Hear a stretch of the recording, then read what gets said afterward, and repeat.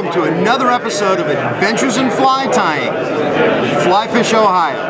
I'm your host, Joe Cornwall. You're joining us at the Cincinnati Fly Tying Expo, sponsored by the Buckeye United Fly Fishers. We're here tying some great patterns for you.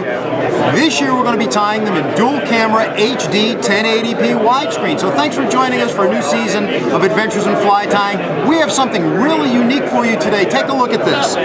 This is a jig. This is called the doll fly. And guys who fish for bass are familiar with the doll fly. This pattern really commonly used under a float or a bobber, in deep water, in cold water for smallmouth. The pattern really originated on Dale Hollow Lake down on the Tennessee-Kentucky border, and it's been just a killer pattern. We use this actually pretty much all year round, but cold water, suspended. Yes, this is not for a fly rod. This is going to be tied on a 1/8 ounce jig head, typically down to a 1/16 ounce, rarely larger than that.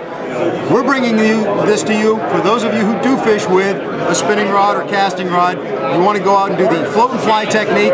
We're going to tie a pattern for you, the doll fly.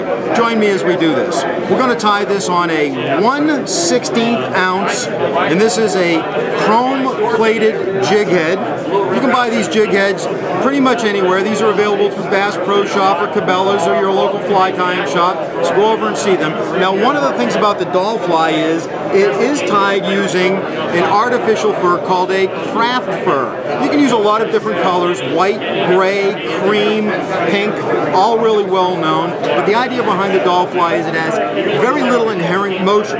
The cheeks on this are going to be tied using mallard flank feathers. We've got a couple of those picked out. So we're going to tie this using red thread, and the way to tie this pattern is start by laying down a base of red thread on the jig shank hook.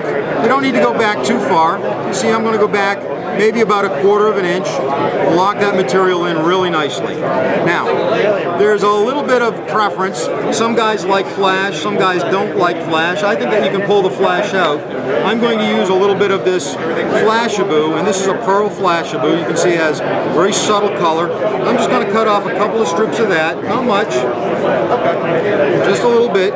You see I probably have a dozen strands or so. I'm going to tie those in so they extend just beyond the jig shank hook. I'll tie that in with just a couple of wraps. Take that material, fold it back over itself so I don't have to trim it. There you go, your flash is in place. Now, that flash is going to be very subtle inside of the fly. This is a really easy pattern to tie. If you're using a rotary vise, go ahead and spin it, or you can invert the jig head in the vise that you have if you have a fixed vise. I'm going to use a little bit of this craft fur. We're going to cut some of this off. Now, craft fur is really interesting in that it has a lot of different lengths and a lot of under material. So what I want to do is, these longer pieces right here, we're going to pull those out until we get the length that we're looking for this fly. Then get rid of some of that softer under fur. That's about all we want. The thing about the float and fly, this is a cold water technique, so we want these flies to be extremely sparse. So there's my cutoff point. We'll tie that in. Just a couple of thread wraps. You don't have to use a lot of thread. And if you pull that material back, as you saw what I just did, I don't even have to worry about trimming that up there. Tie that in as a belly. Now, if I wanted to make this gray or black or pink, and pink is a great color to use, that's a great way to get a back. We're going to use the same color for both sides of this. But once again, experiment. There are no rules with this. A little bit more of that craft fur. Once again, I want to take out some of that longer stuff, get down to just the thin material that I want. That's going to be my tie-in point right there. Lay that craft fur in up on top.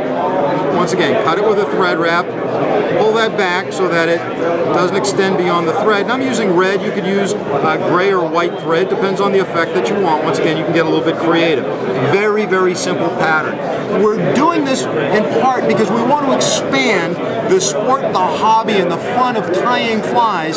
So even if you're not ready to fish with a fly rod, this gives you a great way to get into fly tying, and who knows, from here maybe you'll find your way into Royal Coachmans and streamer flies and nymphs and have a whole lot of fun with it. The doll fly, a great pattern for bass fishing. We're going to take that mallard flank feather, lay that along the side.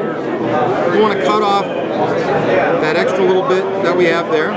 Lay that along the side. Now this adds a scaling pattern, a little bit of veiling to that doll pattern. Make this look like a minnow. The idea is that you're going to use this to imitate a minnow that has been stunned by the cold, a minnow that is dying. And that's why you fish it under a float with anywhere from a 3 to as much as a 9 or 10 foot leader underneath the float, allowing the waves to jiggle the float. Very little material, very little action.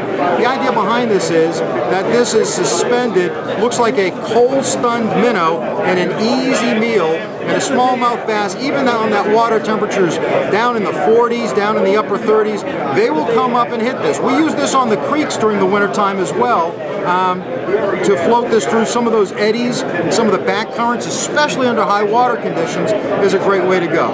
Now we're going to go ahead and throw a whip finish over the top of this, 5 or 6 turn whip finish. That'll lock that thread down really good. You could also use a series of half hitches. We're going to take a little bit of Sally Hansen's Hard as Nails. That's a very good fly tying lacquer. A little bit of that over those threads. We'll go ahead and hold that in place. And there you have it. This is the doll fly, used for float and fly techniques. A lot of times they'll use just a little bit of Vaseline on that actually to make sure that that material doesn't move around too much. Simple pattern, tied on a 1/8, sometimes a 1/16 ounce jig head, used under a spinning rod under a float. You can tie this on a 1/16, a 1/24, a 1/32 ounce jig head, and use this on your fly rod with an indicator above it. Works great on the trout streams in the winter too. The doll fly, float and fly. Thanks for joining us on Fly Fish Ohio, Adventures in Fly Tying. We'll see you next time. Tight lines.